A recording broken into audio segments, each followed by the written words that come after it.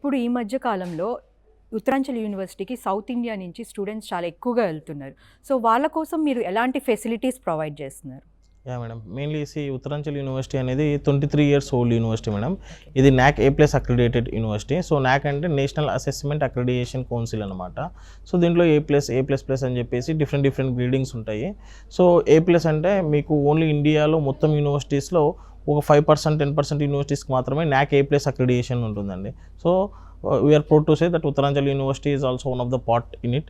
So తర్వాత మీరు చెప్పేసరికి ఏ ఫెసిలిటీస్ ఇస్తారు, ఎట్లా ఏంటి అనేది.